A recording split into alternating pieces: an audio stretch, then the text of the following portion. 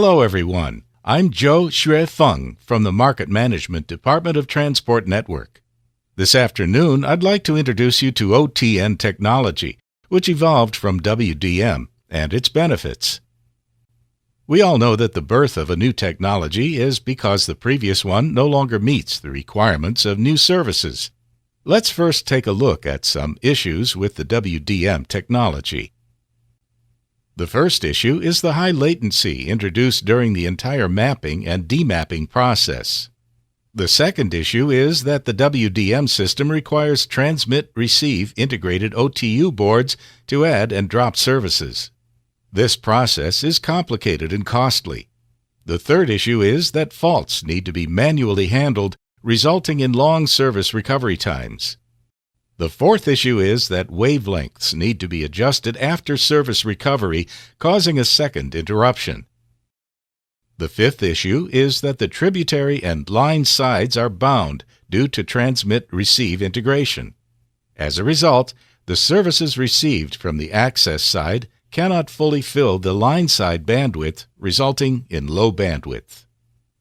The OTN technology was created to address the aforementioned issues. OTN stands for Optical Transport Network.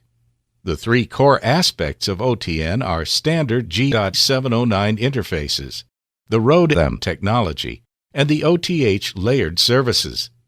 The core of OTH is OTU-K cross connections, where K can be any natural number from 0 to 4. It represents the service level of a cross connection. For example, ODU0 represents the GE bandwidth, ODU1 represents 2.5 gigabytes per second, and ODU4 represents 100 gigabytes per second.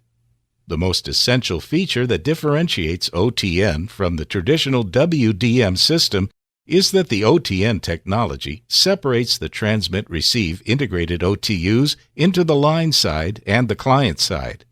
Then, an electrical layer switching unit is added in between to decouple services. Now, the new OTN architecture has line and tributary sides and centralized cross-connecting.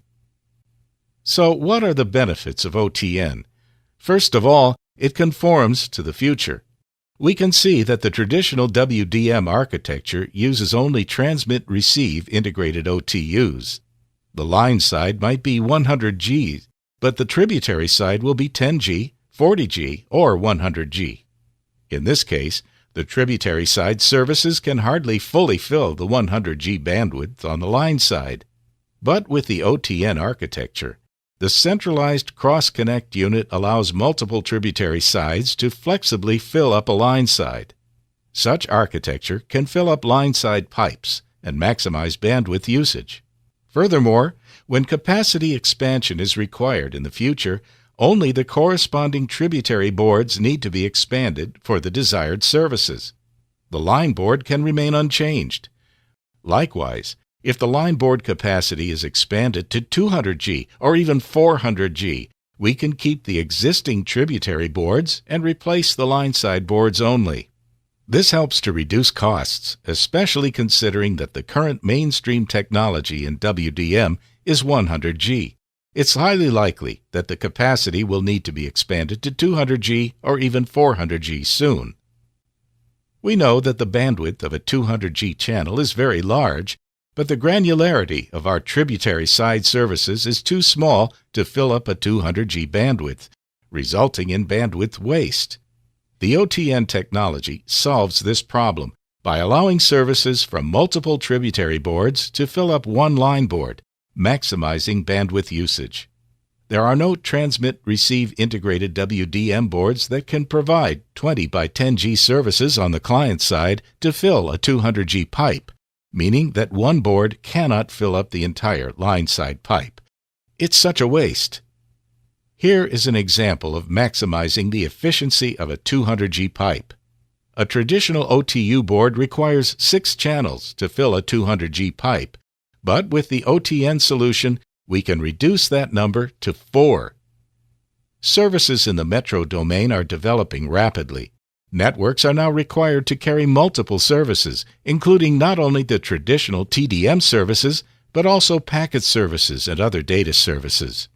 MS-OTN is an integrated and improved OTN technology that enables the unified switching of different types of services from the client side, including packet services, TDM services, and any services.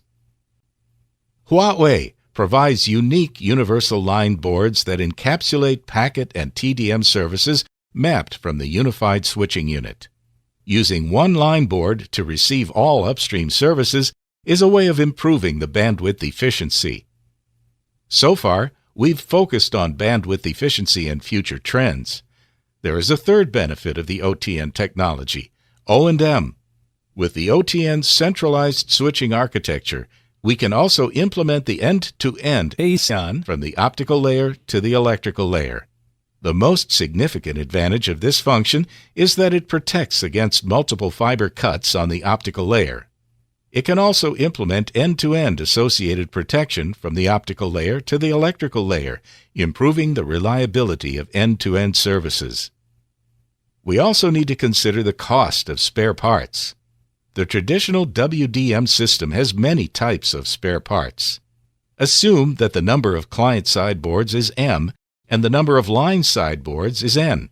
The number of board types is the product of M and N, since the transmit and receive functions are integrated.